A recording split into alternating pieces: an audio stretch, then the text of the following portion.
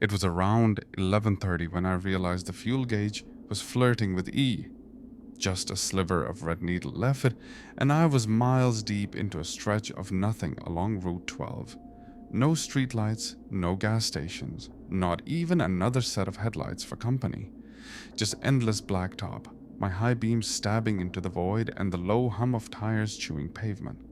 I had been on the road for 14 hours straight, hauling a double load of livestock feed out of Wichita. I told myself I'd stop earlier, maybe grab a coffee, stretch my legs, but the money was tight and the delivery time tighter. I just wanted to get through the night and catch a few hours of shut-eye at the next rest stop. My GPS glitched out an hour ago. First, it froze with that stupid spinning wheel, then it just flatlined. The screen now blinked a big question mark over an empty green grid. Service was long gone. I tried fiddling with the buttons, but it just buzzed and shut itself off. Great, I muttered, smacking the side of the dash. Real helpful. The truck was starting to feel like a coffin on wheels. Hot, cramped, with that weird feeling like the road was stretching longer and longer in front of me. I checked the time, 11:58 p.m. Then, like magic, a soft glow appeared on the horizon. At first, I thought it was my eyes playing tricks, maybe headlights in the distance, but it wasn't moving. As I got closer, the outline of a gas station flickered into view. A neon sign buzzed and blinked. Gas and go. Open all night. I slowed down, feeling relief crawl up my spine. I didn't remember seeing the station on the map, and I'd driven this route a dozen times over the years. Still, I wasn't about to question a miracle. The place looked like it had been pulled out of a time capsule. Faded signs, dusty pumps, and a glowing Coca-Cola ad from like the 50s. I pulled into the lot. The pavement crunched under my tires like dried leaves. And no other cars, no lights in the windows, just the flickering sign and the hum of the overhead lights that lit the pumps in a sickly greenish hue. I stepped out of the cab. The air felt thick, heavy, not hot, just dense, like walking underwater. Even the crickets had gone quiet. I looked around. No bugs, no wind, just me, the truck, and the station. The pump actually worked. I heard the click as I pulled the nozzle free and shoved it into the tank. I half expected dust to come shooting out, but instead, the fuel flowed. Smooth, clean. Inside, the station looked abandoned but stocked.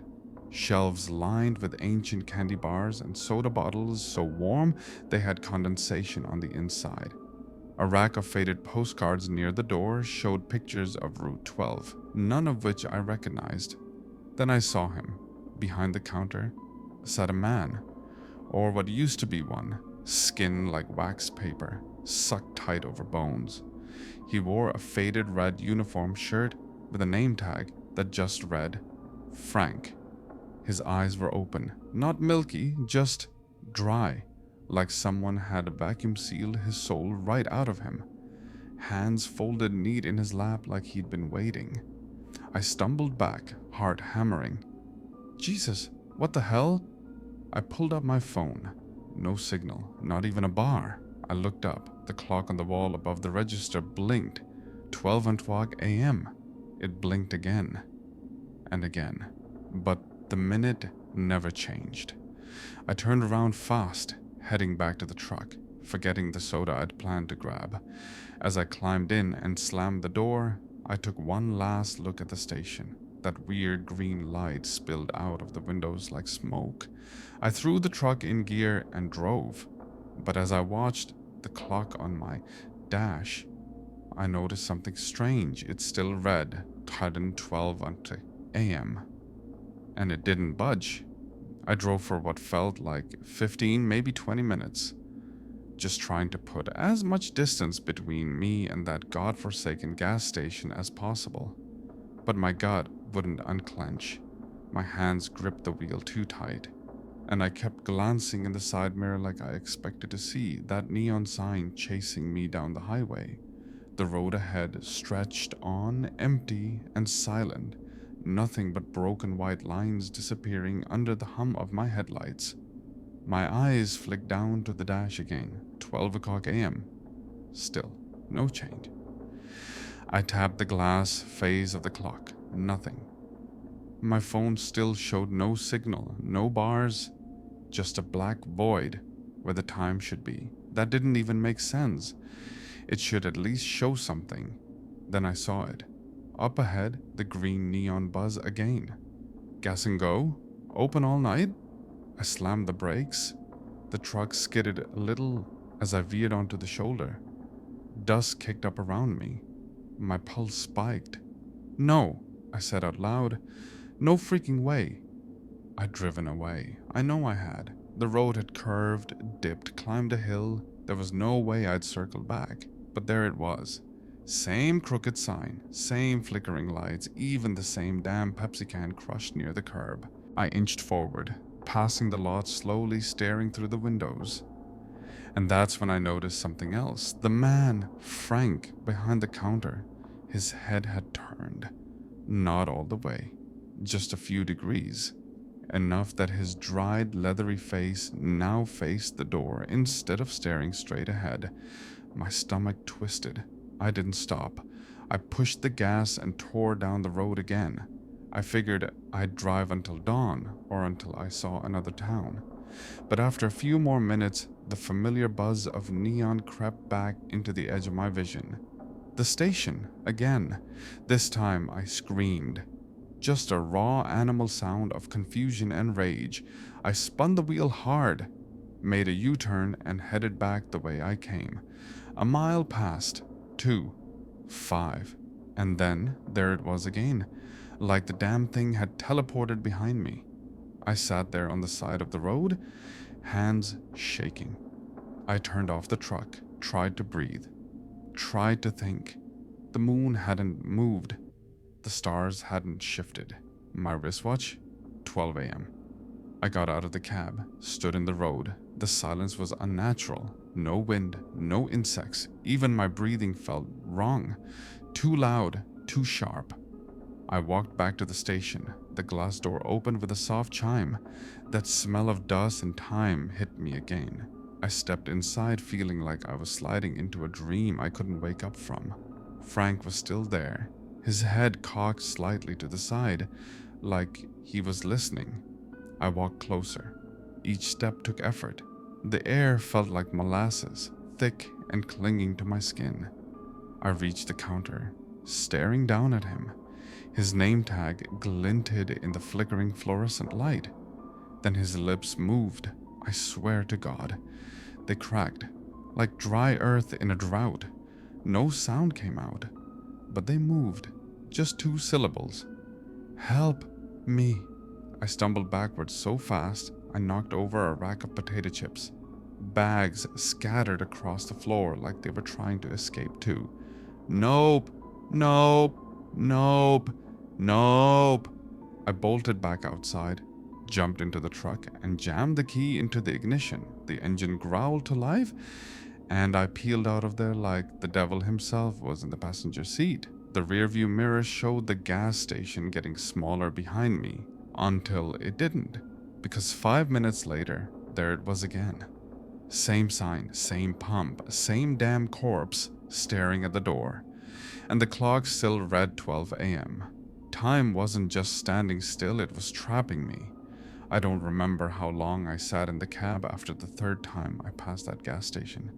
Could have been 10 minutes or 2 hours. Time didn't work right anymore. It was like I'd stepped outside of it, like someone had paused the world and forgot to hit play again. The radio had stopped working too, just static now. Not even the comfort of bad AM talk shows or late night country music. Every knob, every dial just hissed and crackled. I thought about using the CB, maybe calling another trucker, but even that only returned silence.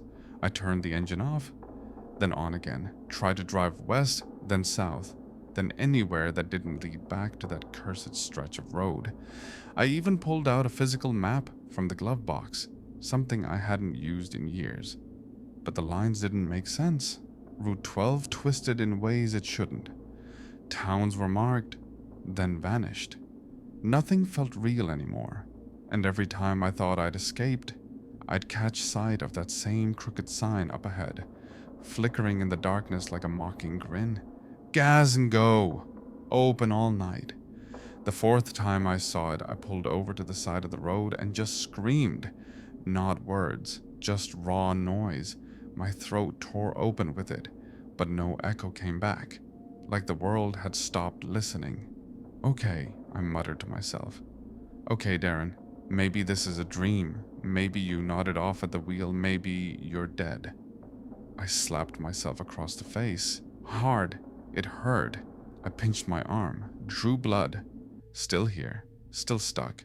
I tried something else. I turned the truck completely around and drove backward. Not in reverse, just the opposite direction. I watched the moon in my rearview mirror.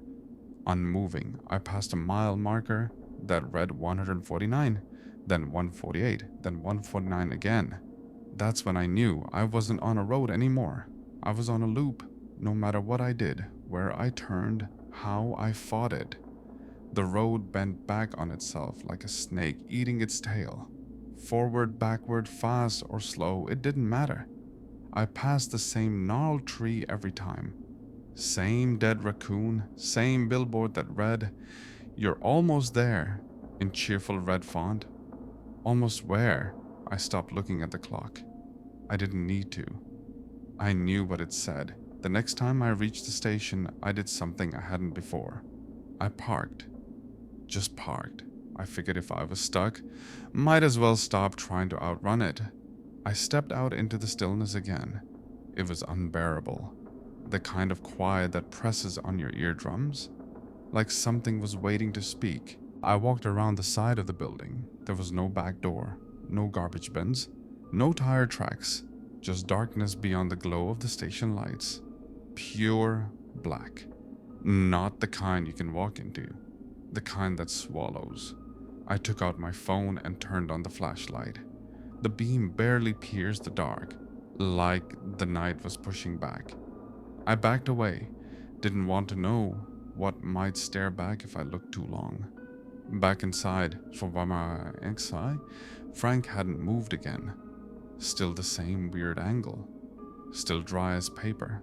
But something had changed. There was a journal on the counter. Not there before.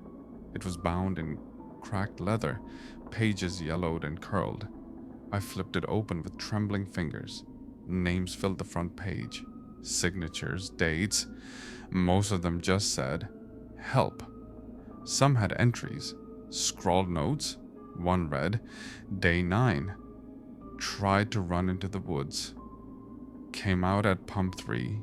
Another, "I think I've been here before, but I can't remember how it ended." And then one that stopped my breath cold. "Darren, if you're reading this, you didn't get out." It was my handwriting. Same looping D, same slanted R's. I dropped the book like it burned.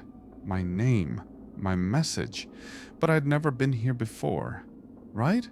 Unless I had, unless I never left.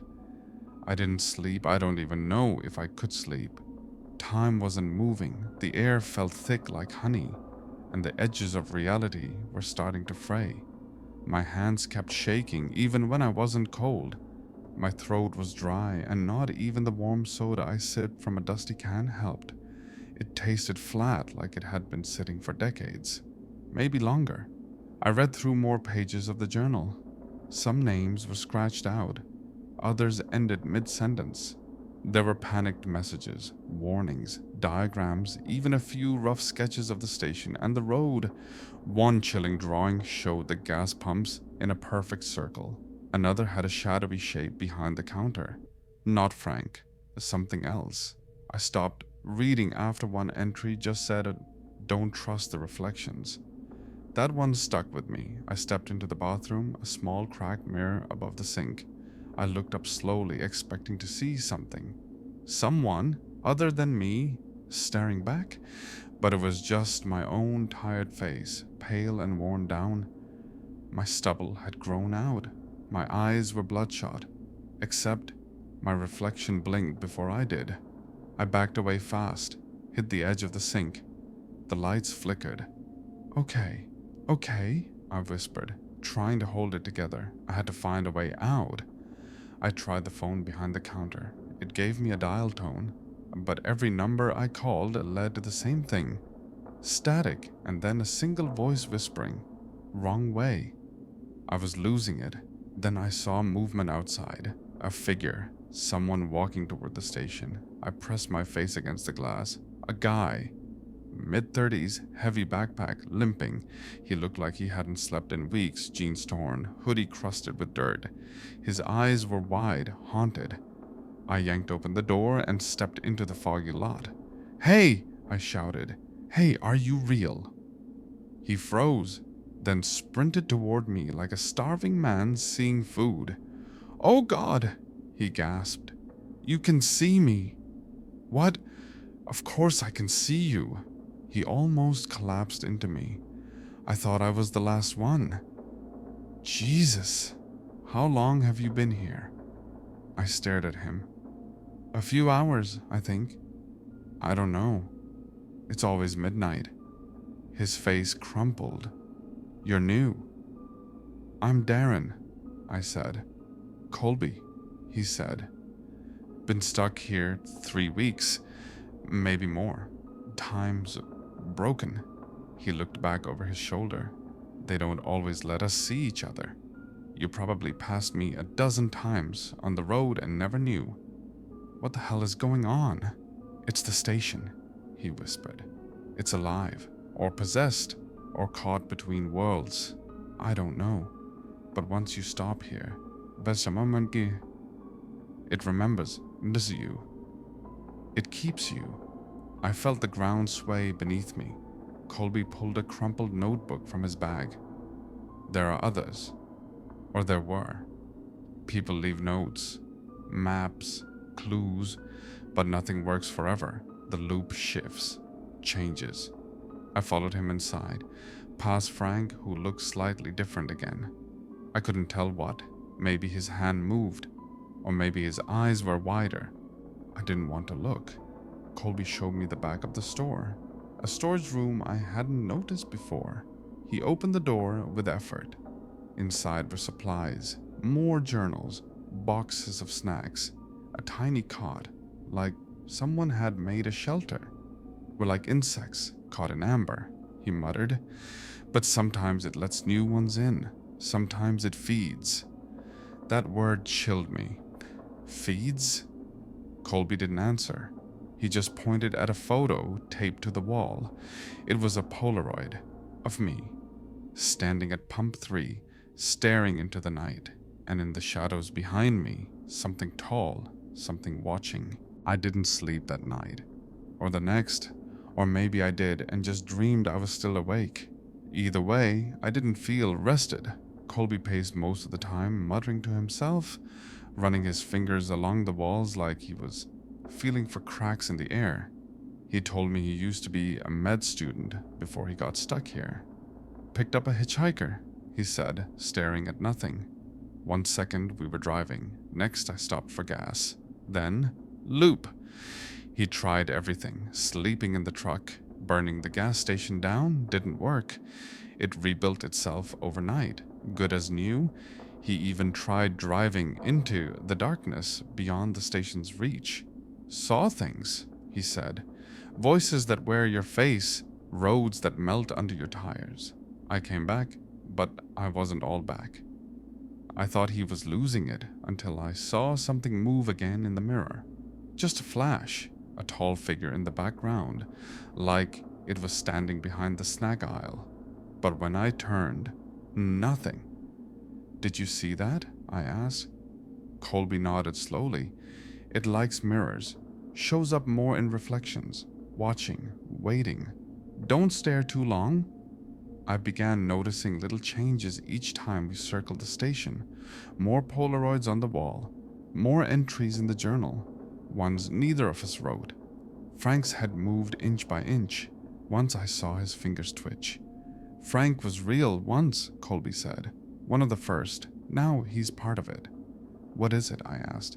I think it's a place that fell through the cracks, a tear in reality, like a forgotten room in a house that shouldn't exist. That night, Colby tried to show me something. There's a way through. Not out, exactly, but a thin place. He took me behind the station, into the black. Past the back wall, the world just stopped. The light couldn't follow. We stepped into it with flashlights, our beams flickering like dying candles. A minute in, the fog swallowed the station behind us. "We're not in the loop here," he whispered. "We're in its skin." The air pulsed. The ground felt soft, spongy, like walking on flesh. We reached what looked like a mirror, just standing there in the dark, 6 feet tall and freestanding. But it didn't reflect us. It showed others, other versions of the gas station, different people. One was on fire, another was buried in snow.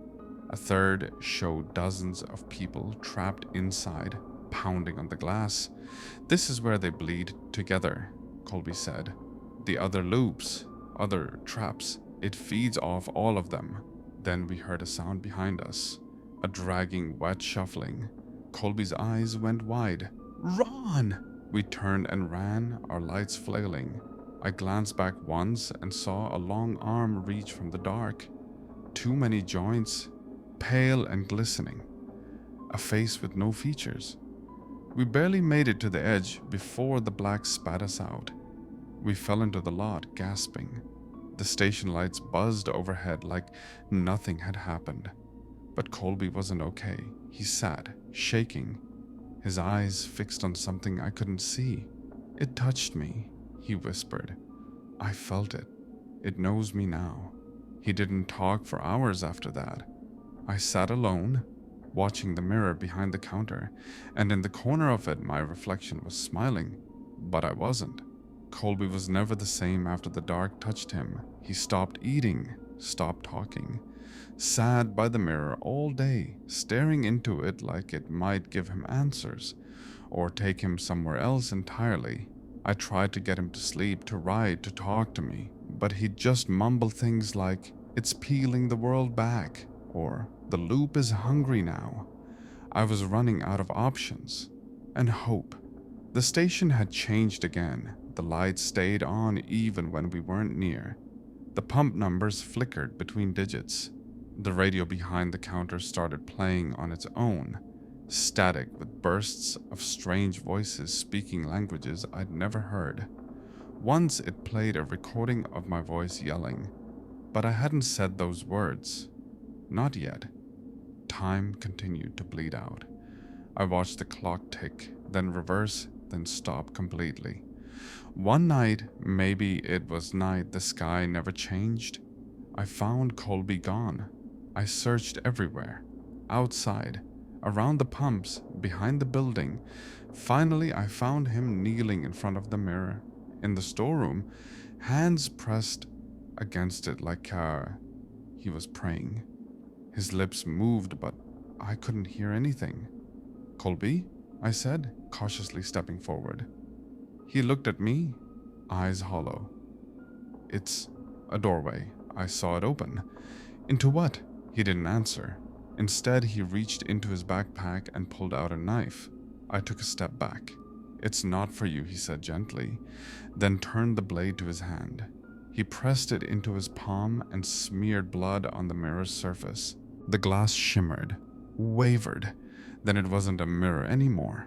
It was a hallway, dark, endless, pulsing with a low, droning sound like 1,000 insects humming in sync. Colby smiled. "This is how we leave." He stepped in without hesitation. I screamed after him, but he was swallowed by the black.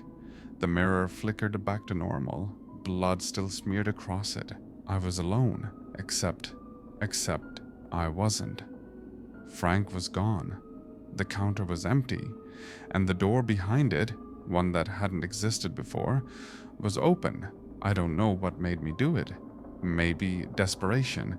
Maybe the station's will was already inside me. But I walked through that door. It didn't lead to an office or supply closet. It was a stairwell, descending, stone walls slick with moisture, the air thick and warm, like breath. I went down for what felt like hours. I emerged into a chamber lit by an eerie green glow. Floating objects drifted around me, keys, hats, wallets, things people left behind when they entered. In the center stood a mirror. The same one. And Colby. But not right. His skin was stretched too tight, like it was trying to fit something too big underneath. His eyes didn't blink. His smile didn't move. "You came?" he said in a voice that wasn't his. "We knew you would." I stumbled back. "What is this place?" He, or it, stepped forward. "This is the core, the eye of the spiral. You're not caught in the loop. You are the loop now." I turned to run, but the stairwell was gone.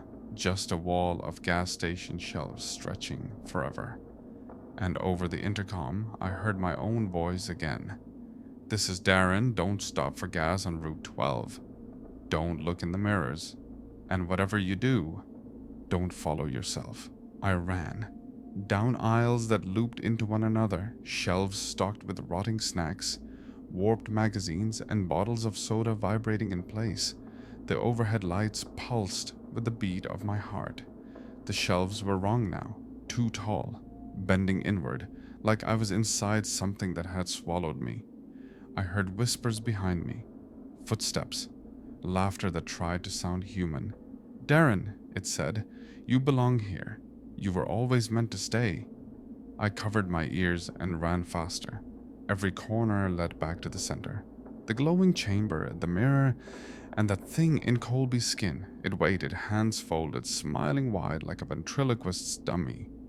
"You can't run from yourself," it said. "This loop is you now. Your choices, your fear, your regrets." I screamed. I picked up a broken chair leg and hurled it at the mirror. It cracked. The sound wasn't glass, it was bone. The chamber shook, the green glow flickered. "You're breaking it," the thing whispered. "Don't you want to remember?" That's when I saw something new. Another mirror behind the cracked one. And in that mirror, I saw a version of myself, sitting in my truck. On Route 12, asleep at the wheel. The headlights were approaching a deer in the road. I swerved in my seat even though I wasn't really there. "Oh my God," I breathed. "I crashed. I never made it to the gas station. This is all a limbo," the Colby thing said, stepping closer. "Your mind looping as your body bleeds out in the real world. A dying brain echoing through possibilities." I looked again. My truck hit the ditch, flipped. Smoke, blood. "No," I whispered. "No, that's not how this ends." The chamber shuddered. Shelves collapsed inward. The mirror glowed so brightly it burned spots into my eyes. I pressed both palms to it. "Let me out," I begged. "Let me choose." The thing behind me laughed. "You already did." I screamed, and the world broke. I woke up, for real this time.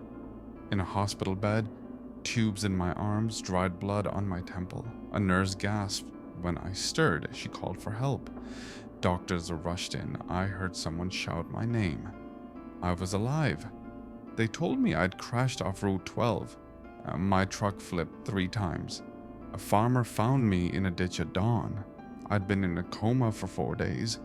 They didn't understand why my vitals kept spiking at midnight. Why I screamed in my sleep, I knew. Weeks passed. I healed, physically. But the nights were never the same. I'd wake up at 12 a.m. every time, sweating, heart racing. Sometimes I'd see gas station lights outside my window, just for a second. Once I saw Frank's face reflected in the TV screen. And every time I look in the mirror now, I wait for my reflection to blink first. One night I found a note on my nightstand. A Polaroid of me sleeping, and 3 words written in shaky ink. "Pump 3, soon." So, if you ever find yourself driving late at night down Route 12 and you see an old gas station glowing in the dark, keep driving, even if you're low on gas, even if you're tired, even if it feels familiar, because once you pull in, you might never leave.